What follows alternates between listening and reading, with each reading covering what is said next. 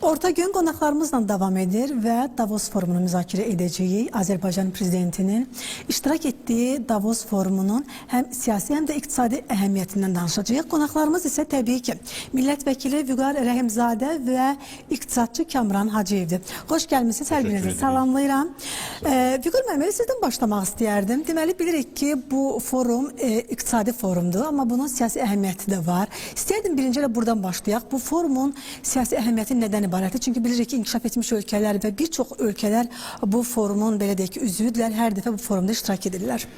Təşəkkür edirəm. Ümumiyyətlə, Davos İqtisadi Forumu bilirsiniz ki, 71-ci ildən bu forum keçirilir və Azərbaycan 95-ci ildən bu foruma qoşulub və 2007-ci ildən isə davamlı və sistemli şəkildə forumun iştirakçısı olaraq kifayət qədər bu müzakirələrin aktiv şəkildə iştirakçısı olaraq Azərbaycan mövcud potensialı, mövcud reallıqları və iqtisadi imkanları təbii ki, müzakirə olaraq iki tərəfli, çox tərəfli əməkdaşlıq formatının formalaşmasında mühüm töhfələr verir.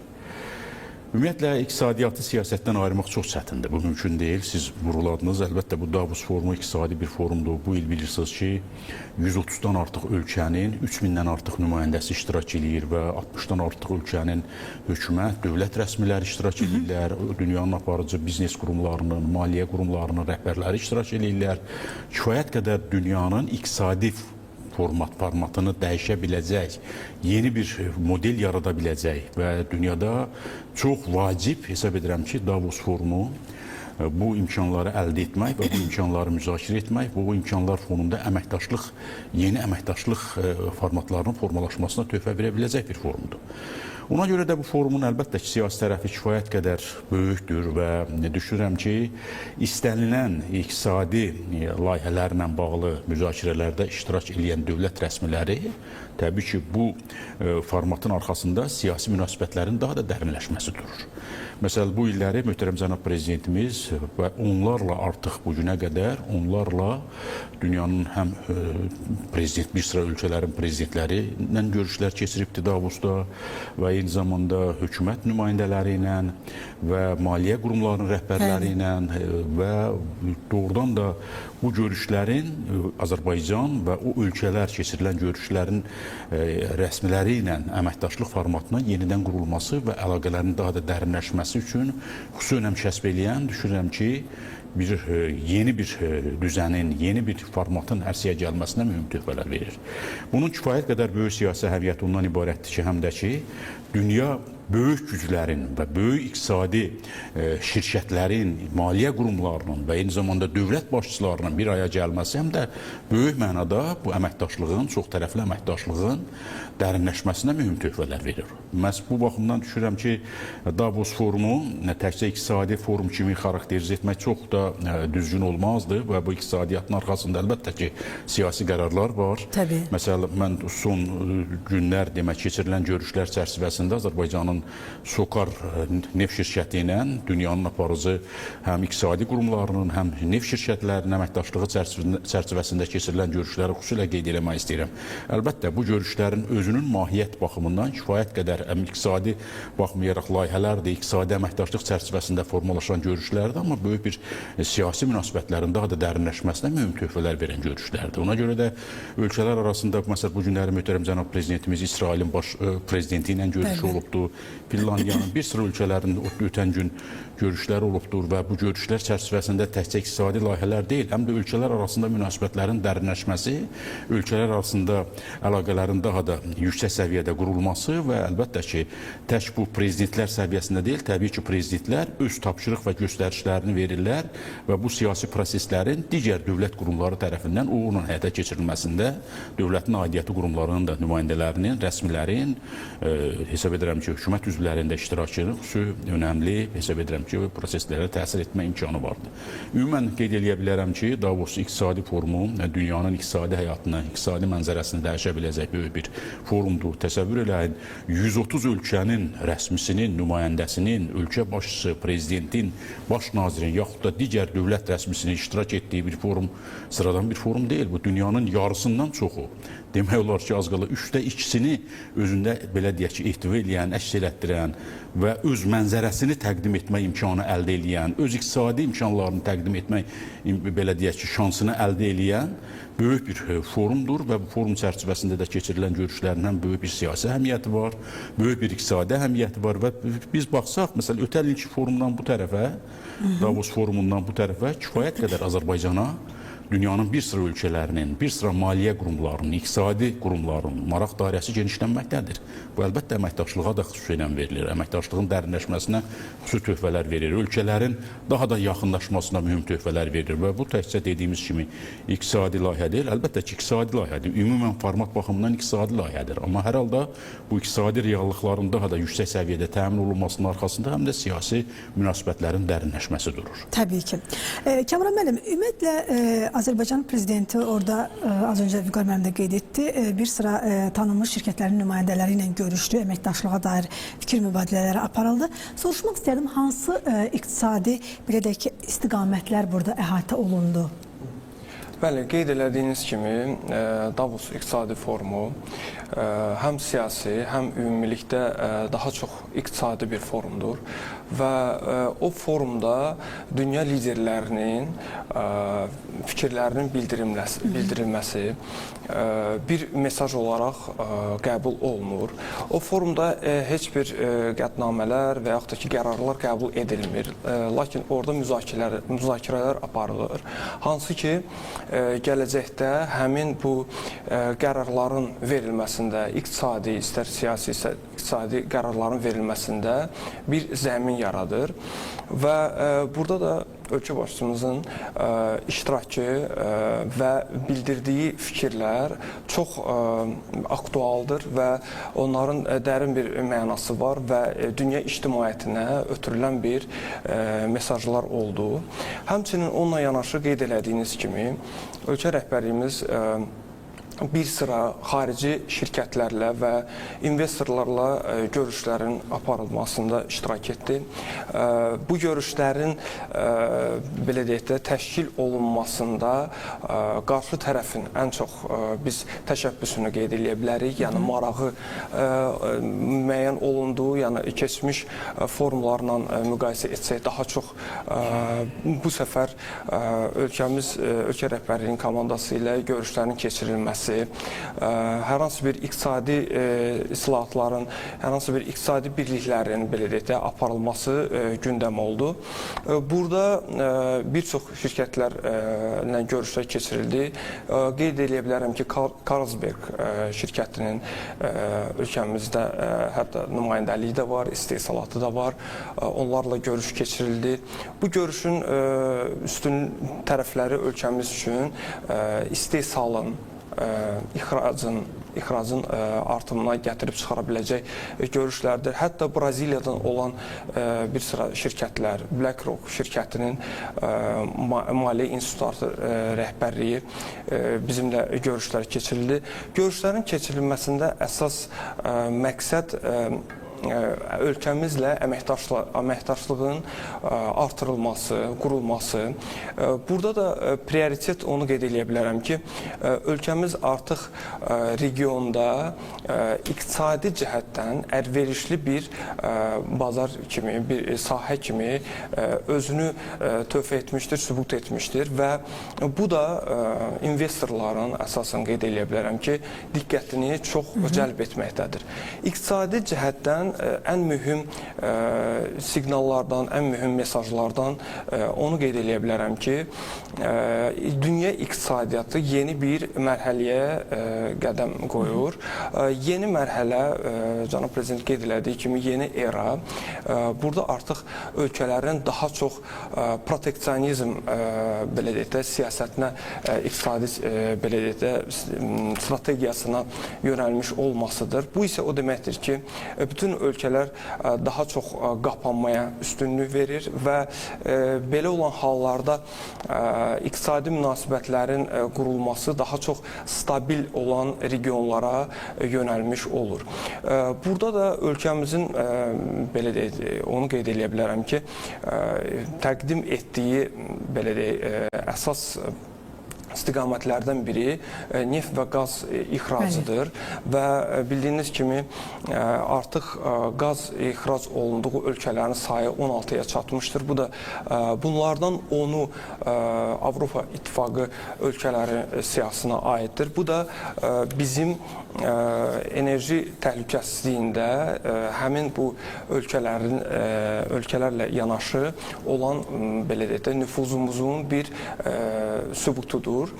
Və bununla da yanaşı orta dəhlizin inkişaf olunması da həmçinin ölkəmizin prioritet olduğu iqtisadi tərəflərinə yönəlmişdir. Burada orta dəhliz artıq bir çox yolların, bir çox logistik hubların alternativinə çevrilməkdədir. Ona görə ki, investorlar öz risklərini minimuma endirmək istəyirlər və Azərbaycan ərazisindən yüklərin, malların hər hansı bir daşınmalarına maraq artmaqdadır. Həmçinin burada vurğulandığı süni intellektə olan yönəlmiş bir mövqeylər, dünya liderləri onu qeyd etdilər ki, süni intellekt artıq bazarın, dünya iqtisadiyyatının quruluşunu tam dəyişməkdədir. Bunun əlbəttə ki, həm mənfi, həm müsbət tərəfləri var. Müsbət tərəfləri ondan ibarətdir ki, proseslər optimallaşdırılır, sürətlənir və s. Lakin mənfi tərəfləri onu süni intellektin idarə olunmasında yaranan hər hansı bir çətinliklərdən ibarətdir və bu çətinliklərin idarə olunması da yəni iqtisadi cəhətdən mühüm olan bir sorğulardan biri kimi qeyd olunmuşdur. Bunu qeyd edə bilərəm. Əlavə olaraq onu qeyd edə bilərəm ki, gündəmdə olan iqtisadi mövzulardan Amerika Birləşmiş Ştatlarının Avropaya tətbiq ediləcəyi fevralın 1-dən, bu ilin fevralın 1-dən 10%lıq rüsumlar və tariflərdən oldur. Bu çox böyük bir rezonans yaratdır və Avropa ölkələrinin narazılığına səbəb oldu və bütün bir çox liderlər bu barədə öz fikirlərini bildirdilər ki, yəni bu bir yanlış addımdır və hər hansı bir negativ təsirə gətirib çıxara bilər. Bunun da düşünürəm ki, təsiri bizlərə də ola bilər. Əlbəttə ki, əgər bizim Avropadan olan hər hansı bir malların, məhsulların ixracından, idxalından asılılığımız varsa da qiymət artımına da bunların da həmçinin təsiri göstərilə bilər. Aydındır. Vüqar müəllim, mən bir məsələndə soruşmaq istəyərdim. Həmin o panellərdə, müxtəlif panellər keçirildi ümumiyyətlə, həmin o panellərdə müzakirə olunan mövzu, ümumiyyətlə daha çox diqqət çəkən hansı mövzular oldu? Siyasi mövzulardan təbii ki, söhbət gedir. Əlbəttə ki, ümumiyyətlə çoxşaxəli mühüm bugünkü günün belə deyək ki, aktual məsələlərinə bütün panellərdə mən deyirəm ki, hər panelin özünə məxsus bir zamana uyğun və zamanın tələblərinə adekvat olaraq fikir mübadiləsi aparılır və kifayət qədər önəmlidir. Əslində bilirsiniz, hər bir görüşün arxasında böyük həm də ölkələr arasında maraqlar var təbii ki, iqtisadi maraqlarla yanaşı həm də siyasi maraqlar var və bizim dünyada burada deməli gedən bu proseslərin fonunda regionda və dünyada sabitliyə verəcəyimiz töhfələrin nədən ibarət olması ilə bağlı mühüm çağırışlar var və bu çağırışların da fonunda əlbəttə ki, bu əməkdaşlığın xüsusi önəmi var. Bu günləri indi Davos İqtisadi Forumu belə deyək ki, iqtisadi güc mərkəzlərinin bir dialoq formatıdır. Və bu təkcə deyək ki, Cənubi Qafqazın deyil, təkcə digər ölkələrin deyil və regionların deyil, ümumiyyətlə dünyanın yeni bir nizamının formalaşması, iqtisadi formatda yeni bir baxışın yaranmasını gətirib çıxardır. O baxımdan bizim üçün ən vacib məsələlərdən biri elə ölkə başçıları arasında keçirilən görüşlərdə iki tərəfli və çox tərəfli əməkdaşlığa xüsusi önəm verilməsidir. Məsələn, biz bu günləri dedim, möhtərəm cənab prezidentimizin İsrail prezidenti ilə keçdiyi görüş hesab edirəm ki, bizim o münasibətlərimizə xüsusi önəm və xüsusi dəstək, xüsusi təkan verə biləcək bir görüşdür. Əlbəttə ki, bunun böyük bir siyasi və eyni zamanda dediyimiz kimi iqtisadi baxımdan əməkdaşlığa önəmli verdiyimiz töhfələrin bir nümunəsidir. Həm də Avropanın bir sıra ölkələrinin Azərbaycana olan marağının artması, ölkədə olan şirkətlərin marağının artması əslində bu ölkələrin özünün iqtisadi gücünün bir təqdimatıdır o. və bu tək praktik olaraq hansısa bir nəticəyə gəlmək yox, həm də ki, gələcək perspektivlərin ortaya qoyulması və gələcək əməkdaşlıq formatının daha da dərinləşməsinə verilmiş mühüm töhfələrdir.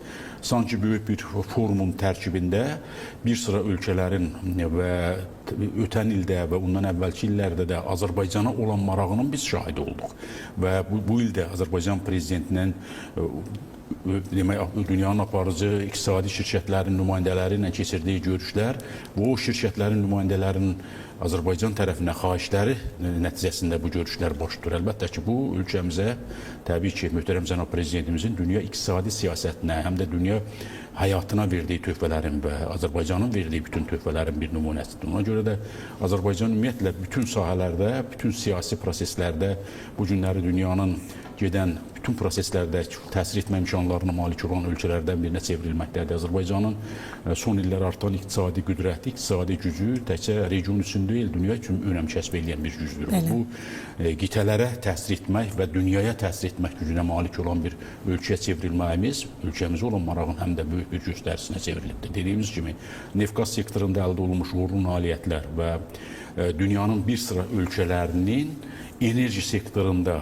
ümumiyyətlə o təminatın Azərbaycan tərəfindən ixrac olunması, təmin olunması kifayət qədər Azərbaycanın gücünün, qüdrətinin göstəricisidir. O ölkələr uzun illər dövründə bu sahə ilə bağlı Azərbaycandan əməkdaşlıq etmək arzusunda olublar. Azərbaycanla bu münasibətlərin qurulması niyyətində olublar. Və Azərbaycan hər zaman bu əməkdaşlığa saf və sağlam düşüncə ilə və əməkdaşlığa önəm veribdir və bu günləri burada deyildi. Avropa İttifaqının bir sıra ölkələrinin Azərbaycanın qaz tədarükü o ölkələrin əlbəttə həyatında mühüm rol malikdir və bu rəqəm il-ildən artmaqdadır. Bu il bir neçə müddət bundan öncə iki ölkənin artıq bu siyahıya əlavə olunması Azərbaycana verilən önəmin bir göstəricisidir. Azərbaycan öz regional, öz potensialı, öz imkanları hesabına regionda iqtisadi mühiti dəyişməyə və gücü çatan bir ölkəyə çevrilibdir. Və mən deyim ki, növbəti ildə daha böyük layihələr fonunda, daha böyük layihələrdə Azərbaycan təsir etmə imkanlarına malik olan və gücə malik olan potensialını açıq şəkildə ortaya qoyacaqdır. Məsələn, Zəngəzur dəhlizi ilə bağlı mən xüsusilə qeyd etmək istəyirəm və bu dəhliz vasitəsilə iqtisadi əlaqələrin daha dərinləşməsi, iqtisadi münasibətlərin daha da belə deyək, yüksək zirvəyə çatması ilə bağlı Azərbaycanın təşəbbüsləri təkcə bu regional baxımından əhəmiyyət kəsb etmir. Həm də dünya üçün kifayət qədər önəmli rola malikdir. Asiyanın, Avropanın birləşdirilməsi və tranzit yük daşımaların, kommunikasiyaların açılmasıdır.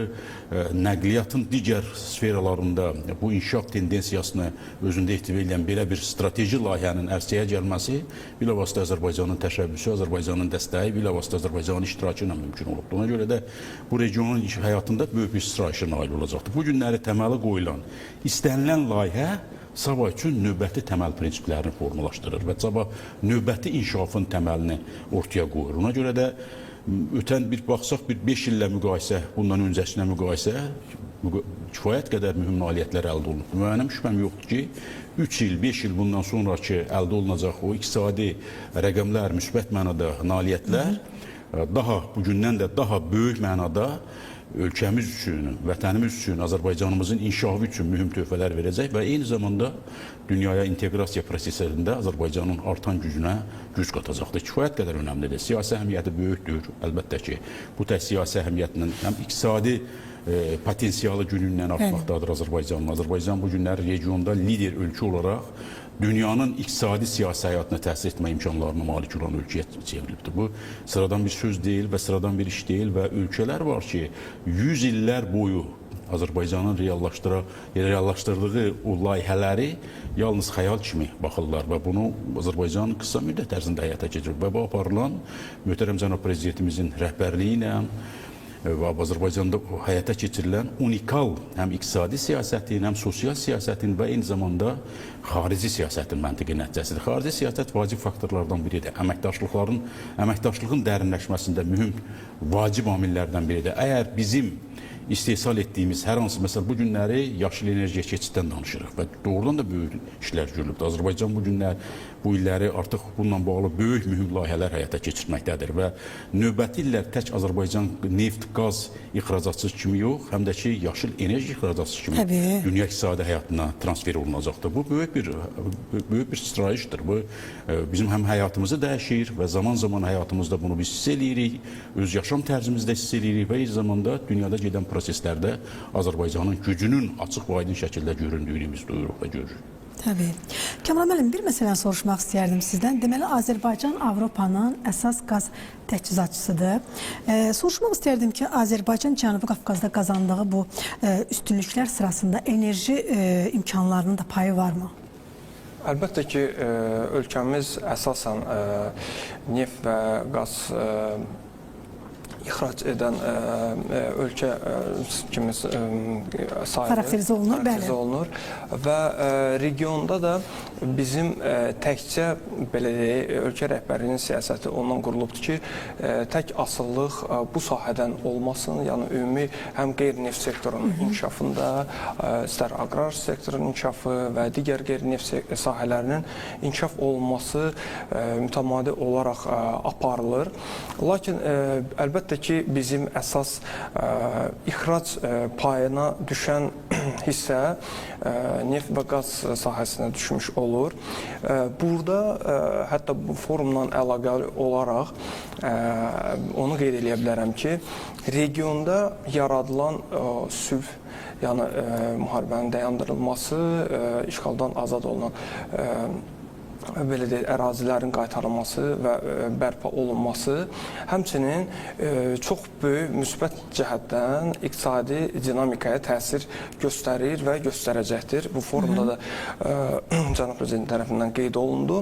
Əsasən burada onu qeyd edə bilərəm ki, artıq Azərbaycan sahəsindən, ərazisindən Ermənistana strateji məhsulların, o növbədə neft məhsullarının yanacağın ixrac olunduğu, aparıldığı, daşınması həyata keçirilibdir və bu da bizim regionda stabilliyin, sabitliyin qorunmasında böyük müsbət töhfə göstərəcəkdir. Hətta bu yaxında Ermənistan rəhbərliyi də öz növbəsində xahiş edibdir ki, bizim ərazidən belə deyək, sorğu yaradıbdır ki, Rusiya ərazisinə ötürülən hər hansı bir neft məhsullarının daşınmasının, tranzit yüklərinin daşınmasında dəstək verək, icazə verək və bu da regionda belə deyək də o sülhün, stabilliyin yaradılan bir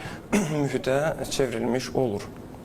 Bu öz növbəsində bir sıra iqtisadi cəhətdən müsbət tərəfləri var. Yəni burada qeyd edə bilərəm əsasən investorların cəlb olunmasına, Azərbaycanın ümumiyyətlə regionda logistik bir haba çevrilməsinə, hal-hazırda belə deyək, tam gücü ilə işləyən orta dəhliz, yəni az öncə qeyd elədiyim kimi artıq istismara belə deyək də hazır edilən, hazırlaşdırılan Zəngəzur dəhlizinin də açılması bir sıra iqtisadi cəhətdən üstünlüklər yaradacaqdır.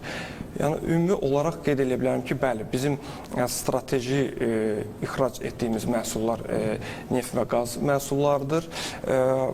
Forumda da qeyd olunduğu kimi hal-hazırda neftin qiyməti stabildir. Ən azından qeyd olundu ki, ölkəmiz üçün məqbul edici, idarə olunan bir səviyyədədir və fiskal siyasətimiz, yəni ki, idarə olunandır, yəni bizim xərclərimiz. Burada qeyd olundu, ölkəmizin belə deyək də bir çox ölkələrlə müqayisədə minimal xarici borcunun olmağı, yəni çox aşağı səviyyədə olması da bizim ölkənin stabilliyini, regiona təsir etmək bacarığını, yəni yüksək bir səviyyəyə gətirib çıxarmış olur. Həmçinin bizə biraz öncə də qeyd elədiyim kimi süni intellektlə bağlı da burada vurğulanan bir neçə məqamlar oldu və ölkəmizdə də artıq süni intellektin idarə olunmasından bağlı və süni intellektin bərpa olunan belə deyək də enerjilərin istehsalında çox böyük rolu vurğulandı. Burada əsasən vurğulandı ki, günəş enerjisi, külək enerjisi bərpa olunan belə deyək də enerjilərin inkişaf edilməsi də çox böyük önəm kəsb edir. Yəni burada qeyd olunmuşdur ki, bəs ölkəmizdə COP 29 keçirilən zaman bir çox tənqidlər alınmışdır ki, misal üçün biz neft ölkəsiyik, bizim hardasa marağımızda deyil, lakin ölkə rəhbərimiz düzgün qeyd elədiyi kimi bizim neft sərvətlərimizin olması o bizim üstünlüyümüzdür, lakin biz tam olaraq neft və qaza deyil, digər bərpa olunan enerji daşıyıcılarına da həmçinin böyük bir töhfə qatmış oluruq, üstünlük veririk. Aydındır. Vüqar müəllim, az öncə burada Ermənistanla əlaqələr səsləndi. Kəmran müəllim bu yüklərin yanacağın daşınması məsələsinə toxundu. İstəyirdim bu siyasi istiqamətlərinə, belə deyək ki, fikirlərinizi eşidib bu istiqamətdə. Azərbaycan artıq Ermənistanla enerji əlaqələri yaradıb. Yəni ilkin mərhələdə ticarət əlaqələri qurulmağa başlayıbdır. Ümumiyyətlə bu regionda olan ölkələrin Azərbaycana olan münasibətlərini müsbət mənada təsir edə bilirmi? Əlbəttə, bu vacib, ümumiyyətlə, gedən proseslərin vacib həlqəsidir. Buna unsuz mümkün deyil və Azərbaycan post-münaqişə, post-müharibə dövründə əldə etdiyi əlbəttə ki, nailiyyətlər, Azərbaycan bütün suveren ərazilərində əldə etdiyi uğurlar bu bir mənalı şəkildə Azərbaycanın haqqıdır və Azərbaycanın bununla bağlı həyata keçirdiyi siyasət ümumiyyətlə dünya tərəfindən dəstəklənir və həm də ki, bu regionun aydın mənzərəsini özündə verir, açıq şəkildə ortaya qoyur.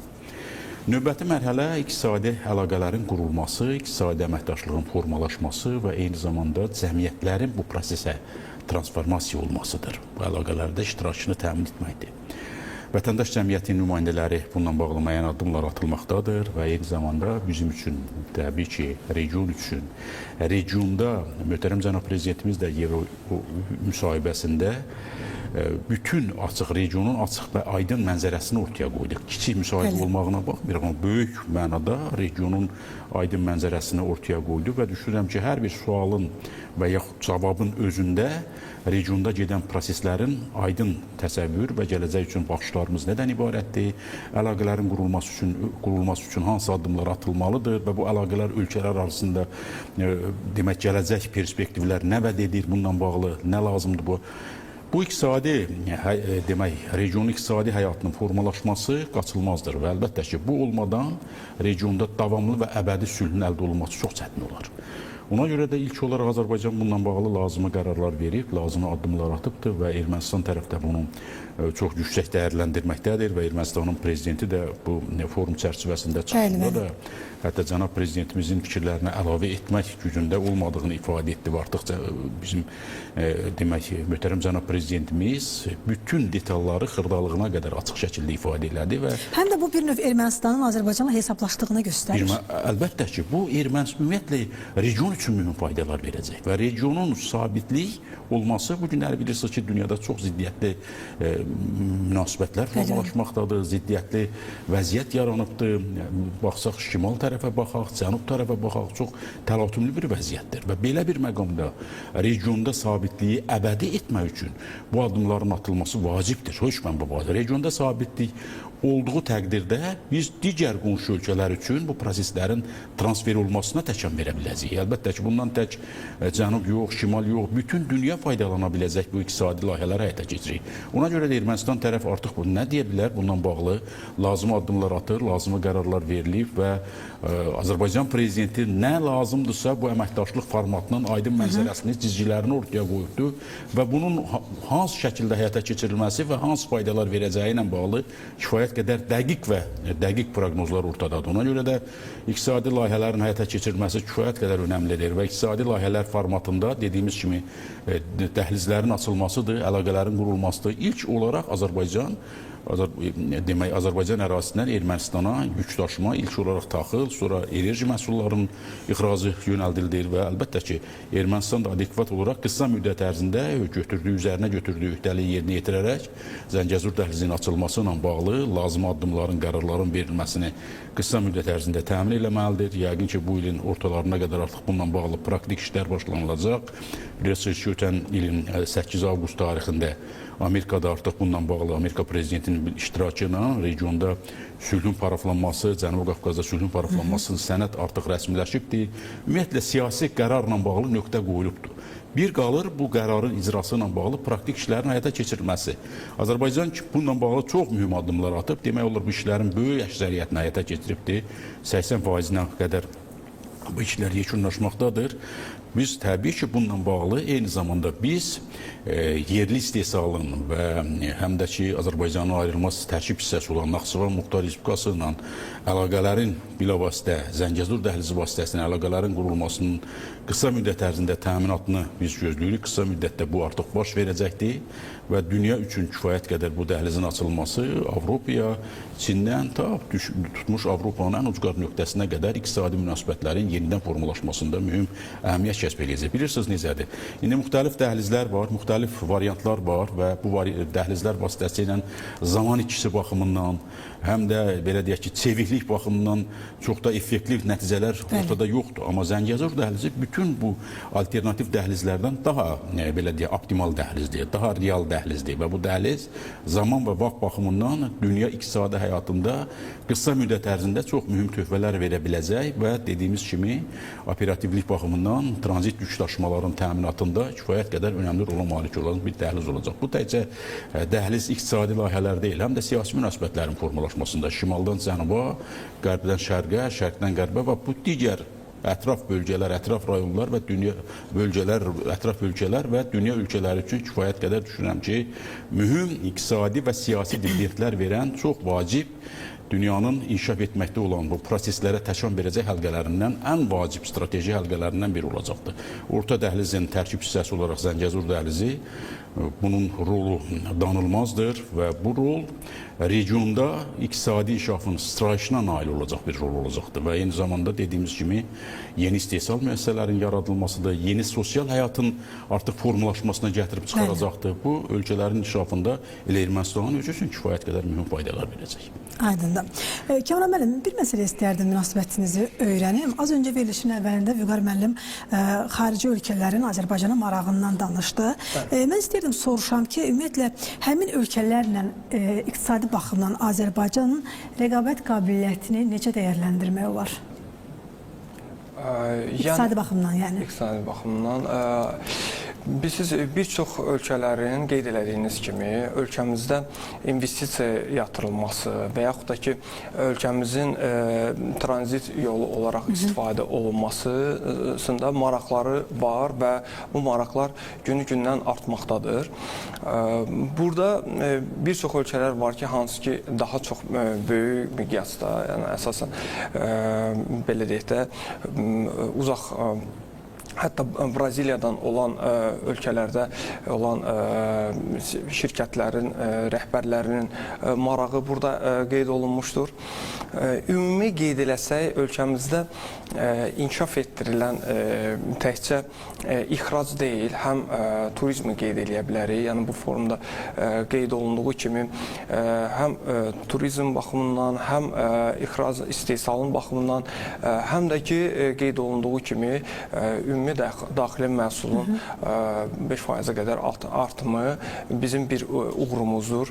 Burada aparılan tikintilər, məsələn, vətəndaşlar üçün yaradılan, məsələn, vurğulandı Sibriz İstirahət Mərkəzi, Ağşəhərdə olan binaların tikilməsi, 50 minə qədər şəxslərin yaşayışının təmin olunması və ümumi olaraq rifahın artırılması ilə bağlı qeydlər olundu.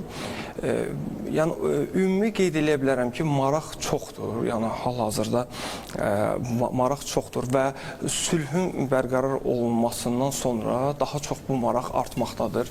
Ona görə ki, investorlar öz vəsaitlərini təhlükəsiz, riski az olan ölkələrə yatırmağı üstünlük tuturlar və regionda da qeyd olunduğu kimi ölkəmiz çox əlverişli belə deyək də mövqeyə malikdir. Həm coğrafi nöqteyi nəzərdən, həm resurslar nöqteyi nəzərdən, həm də ki, ümumi olaraq yaşayış normalarına daim yüksək olduğu və artım olunduğu bir ərazidə yerləşirik. Həmçinin burada qeyd olundu ki, qonşu ölkələrdə olan destabillik bizə necə təsir eləyə bilər.